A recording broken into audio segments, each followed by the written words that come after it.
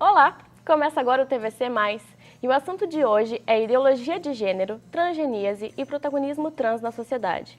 Contamos com a presença da psicóloga especialista em sexualidade humana, Carleci, e David, homem trans que é empresário.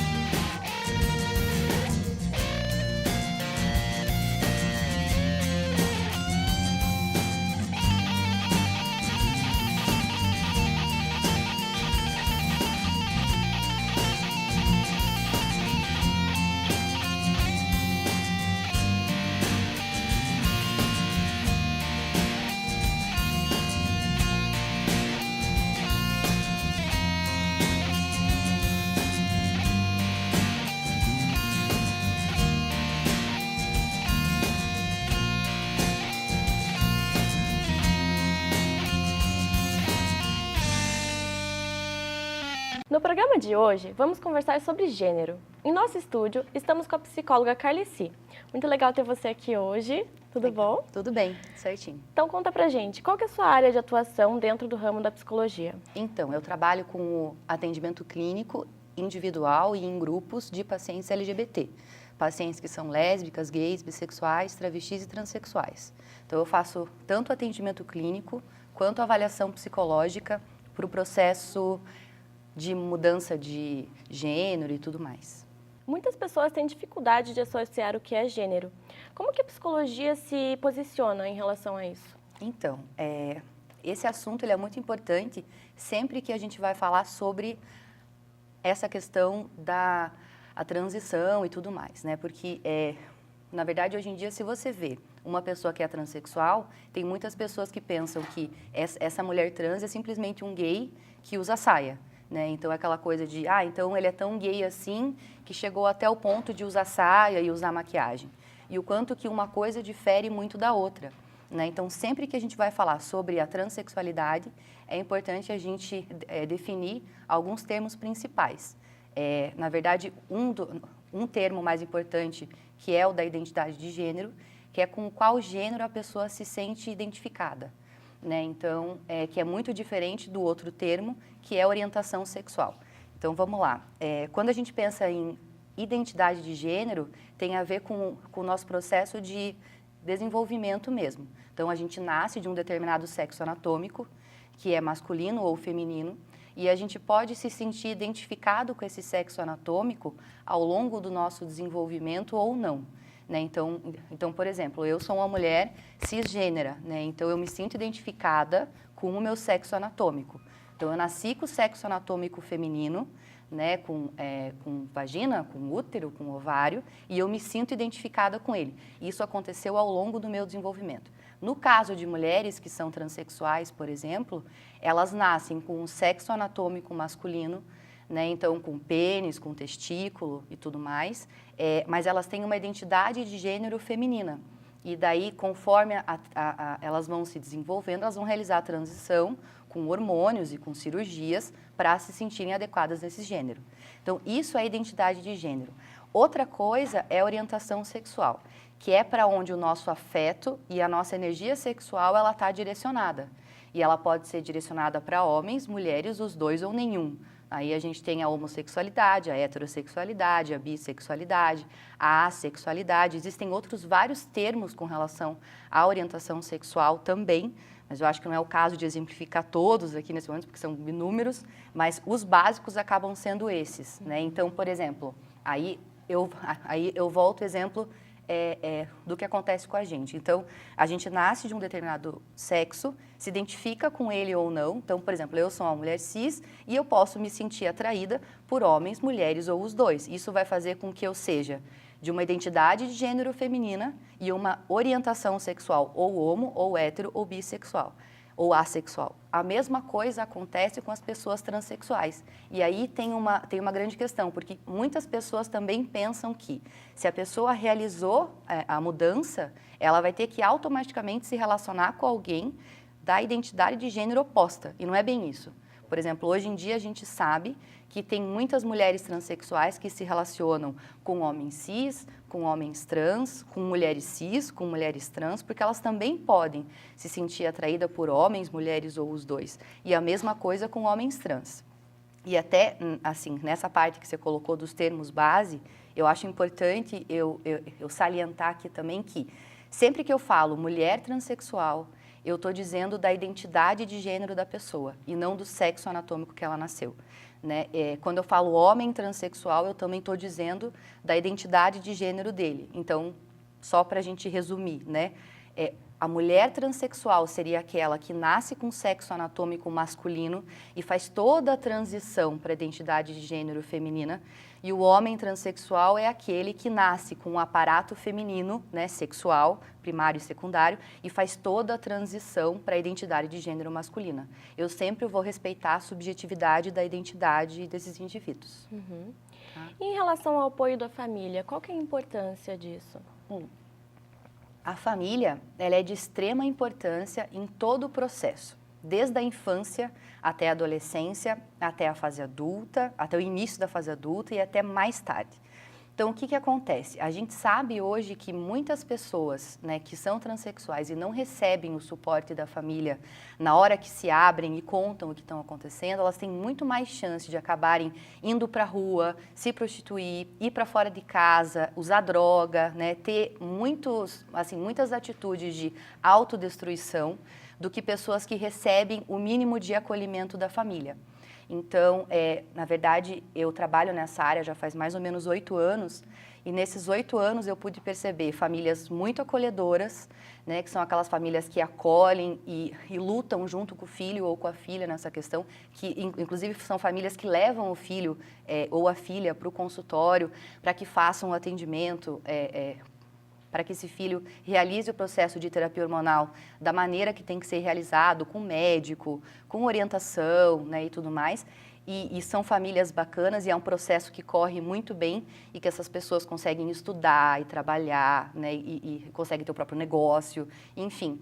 E assim como eu já recebi casos de pessoas que não têm suporte nenhum da família, que inclusive quando a família descobre, coloca para fora de casa mesmo, né, e vão parar em abrigos e daí tem que correr atrás de como é que vão trabalhar, não conseguem nem terminar os estudos, aí são jovens e adolescentes que acabam não terminando, né, o ensino médio, porque por não ter esse suporte da família, não aguentam o bullying que passam na escola muitas vezes, então não conseguem entrar no mercado de trabalho, então acabam usando drogas, se prostituem e tudo mais. Tem famílias que ficam muito tempo negando, que eu recebo no consultório, a gente conversa, a gente faz atendimento familiar e mesmo assim continuam negando e assim, levam os filhos para tentar fazer com que eu diga que não são trans, que estão num estado psicótico, que não é isso, que eu vou curar, que isso vai melhorar, né, que é só uma fase e que elas chegam a levar em mim, aí eu faço todo o processo, a gente conversa, realmente a pessoa é transexual. E, assim, para esses pais não basta, eles continuam levando em outros psicólogos, em outros terapeutas, em outros psiquiatras, até que conseguem, às vezes, acabar com medidas drásticas ou dando medicamento, achando algum psiquiatra que não é tão atualizado e acontecem coisas bem desastrosas se não tem esse suporte da família. Isso com relação aos filhos, né, que eu estava falando. Agora, o quanto que, por exemplo, o que eu vejo é que nessa fase que a gente está, onde o tema transexualidade aparece muito mais na mídia quanto antes, uma mudança que tem acontecido de uns 2 anos para cá, no consultório, nos atendimentos, é que eu tenho tido muitos casos de pessoas transexuais mais velhas que assumem a identidade de gênero. Quando eu digo mais velhas, assim, 40, 50, 60 anos, que muitas vezes foram homens até então na sociedade, com esposas e com filhos, e que nunca abriram essa situação da identidade de gênero para a esposa, por exemplo. Nunca abriram, nunca falaram, mas sempre sentiram isso desde a infância, mas não era possível. E com essa abertura que a mídia dá, de informar, de falar o que acontece e tudo mais, eles começam a perceber que é possível, né? Que eles podem realizar a transição, que não é loucura da cabeça deles, e eles vão atrás, né? Vão atrás do processo, fazem o atendimento. E assim, se essa esposa está junto, nem que o casamento não continue, porque daí a gente entende que é um casal que antes era hétero, que de repente vai virar um casal de lésbicas, por exemplo, né? Então, acontece muitas vezes que as mulheres resolvem não continuar casadas, né? Faz parte, mas se existe o suporte dessa esposa, é algo que ajuda muito esse indivíduo que vai ter que reestruturar uma vida inteira, né, para fazer a transição social. Eu sempre digo que a transição ela acontece em 3 etapas no mínimo, que é a transição pessoal, né, que é onde a pessoa é o momento que cai a ficha de que, putz, realmente, né, a minha identidade de gênero não é a mesma, e isso pode acontecer na infância, na adolescência, na vida adulta, que cai essa ficha. Existe a outra fase, que é a transição com as pessoas mais próximas, assim, familiares e tudo mais, e amigos, que você tem até uma proximidade e que você pode falar sobre isso. E a transição que mais pega é a social, que é quando você sai para o mundo de acordo com a identidade de gênero que você sempre teve. E no caso dessas pessoas que realizam a transição mais tarde, é muito mais complexo, né? Porque envolve uma bagagem toda junto com eles. Eu agradeço a sua presença aqui no nosso programa. Eu espero que você possa voltar mais vezes. Obrigada. Obrigada a vocês. O TVC vai para um breve intervalo e em seguida vamos bater um papo com David Zimmermann. Até já!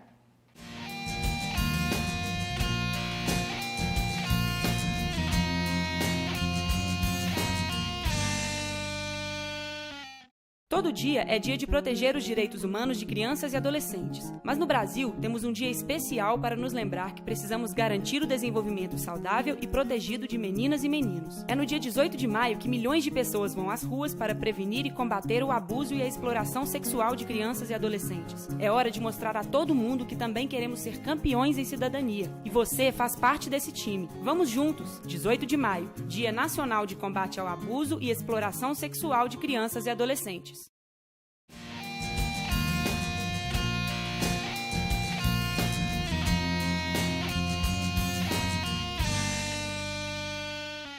Estamos de volta com o TVC+, e vamos conversar agora com o David, empresário do ramo dedicado a homens trans. Olá, David, tudo bem? Oi, tudo bom? David, você se dedica ao mercado de produtos para homens trans. Isso. Conta pra gente quais são esses produtos. É uma diversidade de produtos que há algum tempo, né, mais de 2 anos que eu comecei nesse ramo, fiz uma pesquisa fora do Brasil e vi que lá fora tem vários produtos diversos para homens trans e resolvi aos poucos trazer um a um, né, desses produtos, e ainda estou trazendo. Nós começamos com o mais básico, que são chamados binders, que são coletes, regatas ou faixas de compressão nos seios, né, para os homens trans que não se sentem confortáveis.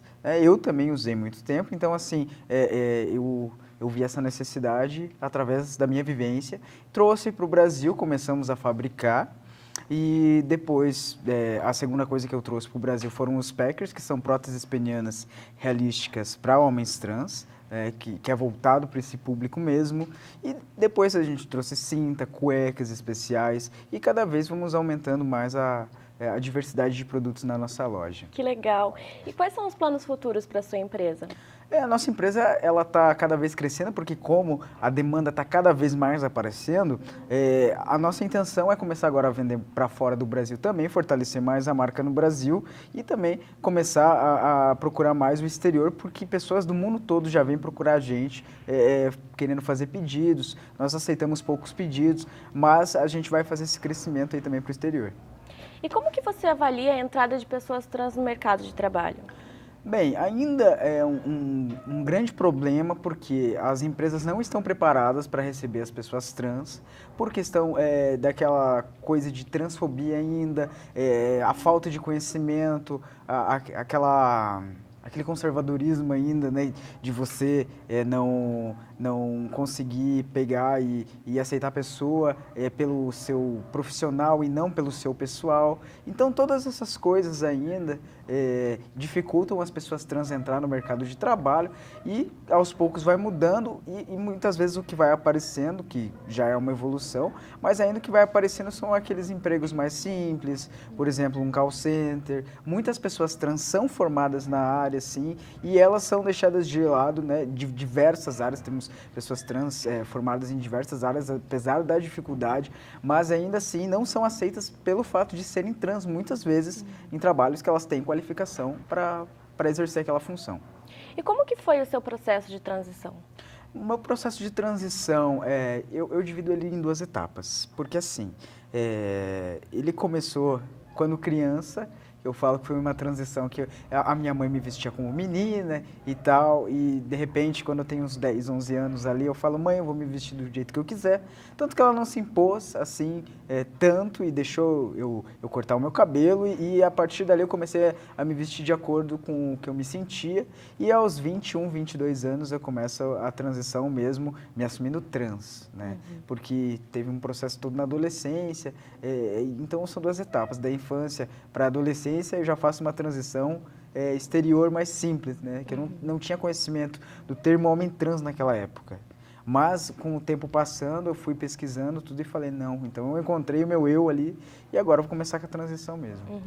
E nesse processo da sua infância, a sua família te ajudou? No processo da infância, naquela época, 15, 16 anos atrás, não existia a palavra trans aqui no Brasil, e muito menos homem trans do jeito que existe hoje. Existia uma coisa ou outra muito vaga, né? E, assim, a minha família, assim, como eles são uma família tradicional brasileira, então eles tiveram um pouco, sim, de problemas pessoais com eles. Nossa família é uma família mais fechada, então não se fala muito dessas coisas. Eles vão empurrando com a barriga, levando, não muito se metendo no que eu faço, né? Eles não se meteram, falaram você não vai fazer isso ou aquilo, mas eles também não gostaram, entende? Então, é o jeito deles de se manifestar, o silêncio deles, muitas vezes. Tanto que aí acontece que nós ficamos um pouco distantes também. E nesse momento da sua vida, você se sente uma pessoa realizada? Tem muita coisa para realizar ainda. Uma grande parte de mim se sente realizado. Uma outra parte ainda que tem muitas coisas para fazer. Mas as minhas realizações delas já são mais em quesito do que o comum que as pessoas querem, né? Por exemplo, profissional, chegar em um certo patamar, em questão de transição, algumas coisas ainda que eu quero fazer, em questão de outras coisas da vida, sabe? Mas nesse momento, aonde eu cheguei, eu já me sinto, uma parte de mim já se sente realizado, sim. David, eu agradeço muito a sua participação no nosso programa. Eu espero que você possa voltar mais vezes Tudo bem, aqui. Obrigado. Agora você se atualiza com o quadro F5. Você está treinando para quê? Tô malhando pro verão. Mas você procurou um especialista? Ah, não. Eu vi esses movimentos numa revista. Mas será que isso vai dar certo? Vamos conferir o F5 dessa semana. Roda a vinheta.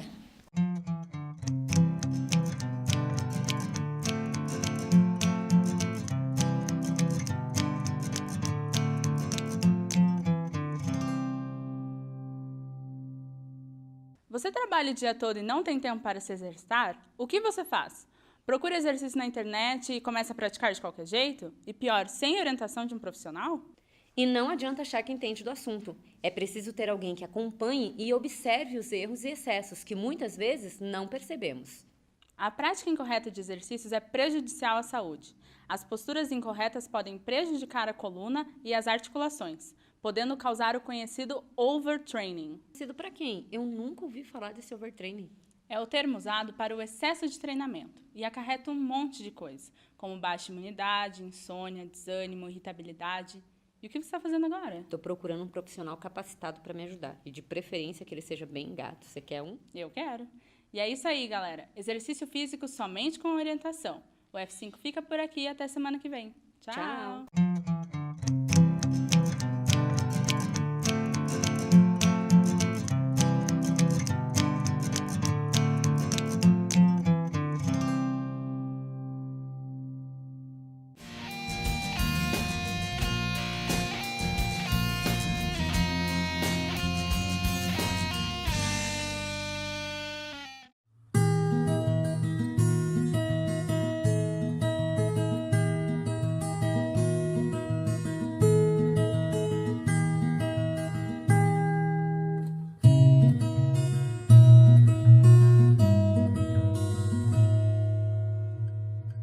Use sua voz. Seja 12/8 e passe essa mensagem adiante.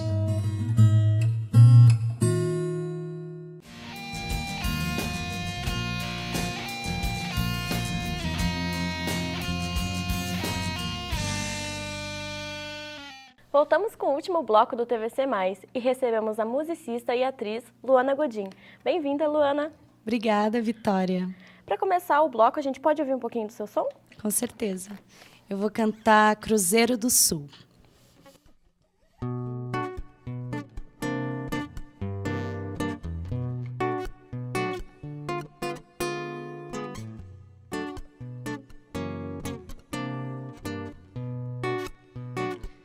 Tchau, tchau. Se eu desvendei em um olhar tua alma, não te vás pra longe. O cruzeiro te guiará aqui nos ventos da nova terra. Calado sorri tua sombra, desaparece na risada e canção sincera. Engraçado no espontâneo. O teu som me mar me soma, teus pensamentos preservam o sensato por ver a vida de forma simples. Encontra o equilíbrio e desvelarás teu espírito. Sendo ser sem será, apenas será ser. Tu és um presente no meu presente eterno. Como disses que ao passar a porta vivi algo antes não vivido. Passaste agora por mim e me fazes alegre mais um tanto, tanto quanto não era antes. És um coração novo que pulsa ao raio do meu.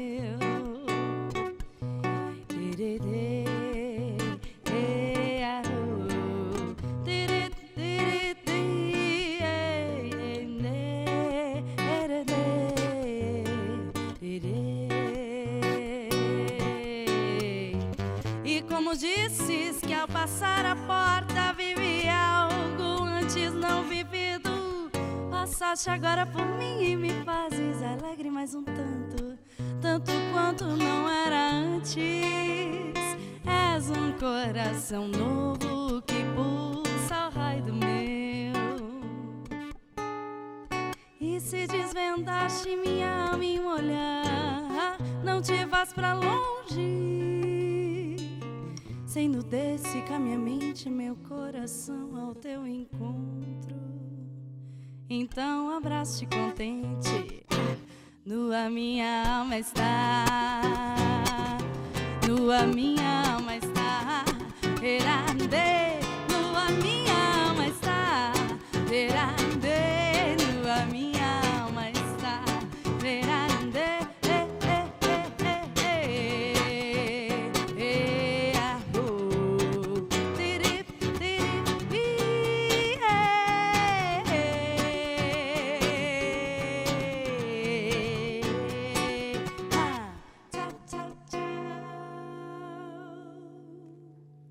E recentemente você criou o seu álbum Sola. Como foi o processo de criação dele? Foi muito maravilhoso. O meu show foi na terça-feira, no Teatro Paiol, no dia 27. Foi um show maravilhoso, foi o show de estreia desse álbum, Luana Godin Sola. Eu comecei minha trajetória solo em 2014 com um show chamado Filha da Primavera. E eu selecionei um repertório de várias canções que eu tinha desde os meus 18 anos, que eu comecei a compor. E, a partir desse show, eu selecionei as canções para o disco. E eu já tinha alguns arranjos prontos, mas eu sentia falta de elementos eletrônicos. Convidei um músico chamado Alonso Figueroa para somar ao disco. O Luigi Castel, da FX, ajudou a produzir esse disco também. Então, em 2015, nós produzimos 3 faixas, né? Daí passou um tempo.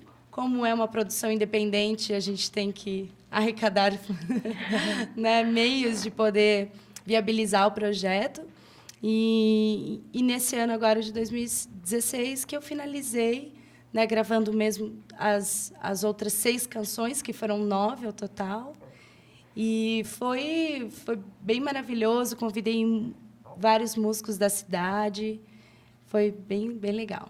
Conta pra gente, além do álbum Sola, você tem algum outro projeto atualmente? Na verdade, o meu projeto mais novo é o meu projeto solo. Eu venho de um histórico de trabalhos coletivos, né? Eu passei por muitos grupos, um deles um grupo muito importante na minha trajetória, chamado Samba de Saia, que continua a toda força, é um grupo feminino de samba. Eu também participo de vários projetos de uma empresa chamada Parabolé, Educação e Cultura, que é uma empresa muito importante na cidade, que faz uma pesquisa muito cuidadosa de música direcionada para o público infantil e teatro também, mas é mais o foco na música. Então, eu trabalho como professora, como musicista, como atriz nesse grupo, em vários espetáculos. E eu também, atualmente, estou com um espetáculo chamado Sobre Lendas e Mulheres, com a Cléo Cavalcante, que é da Companhia Gerolê, que é uma companhia de contações de história. Mas esse espetáculo é inspirado num livro chamado Mulheres que Correm com Lobos, da Clarissa Píncola. E a gente vai traçando todas essas lendas, esses contos, em relação aos arquétipos femininos. E a gente canta várias canções também só em espanhol. É um espetáculo muito gostoso. E estou com o meu show, Luana Godin Sola, com a minha banda maravilhosa, formada pelo Maurício Escher, Anderson de Lima, Thales Lemos, Alonso Figueroa. Que legal. Luana, agradeço muito a sua presença no nosso programa hoje. Eu que agradeço o convite. O TVC dessa semana fica por aqui. Mas antes, vamos ouvir mais um som de Luana Godin. Essa música é Me Falta.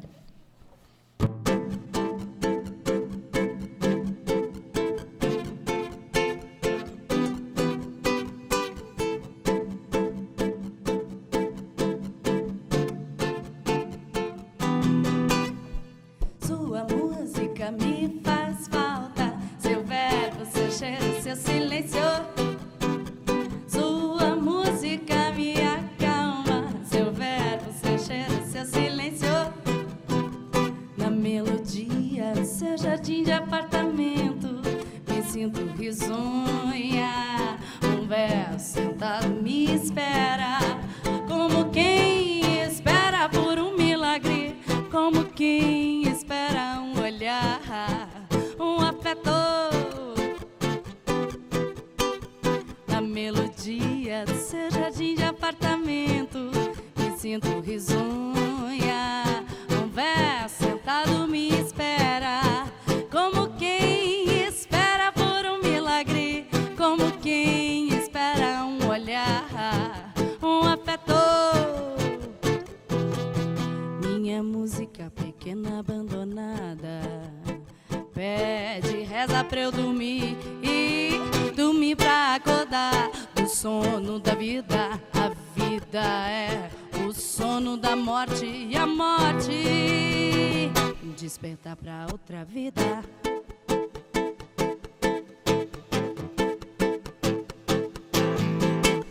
Sua música me faz falta, seu verbo, seu cheiro, seu silêncio.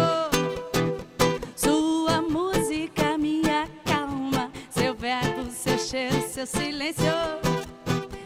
E na melodia do seu jardim de apartamento, me sinto risonha. Um véu sentado me espera, como quem espera por um milagre, como quem espera um olhar, um afeto.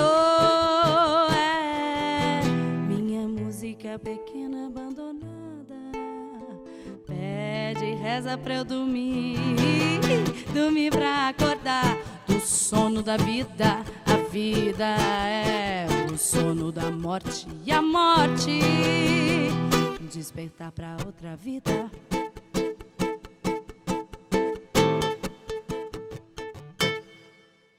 E assim vaguei a minha sina de buscar a música no meu trato, cicatriz de la tête vivida. tudo se parece ou nada. No tempo de fins de verão, nós estamos em casa.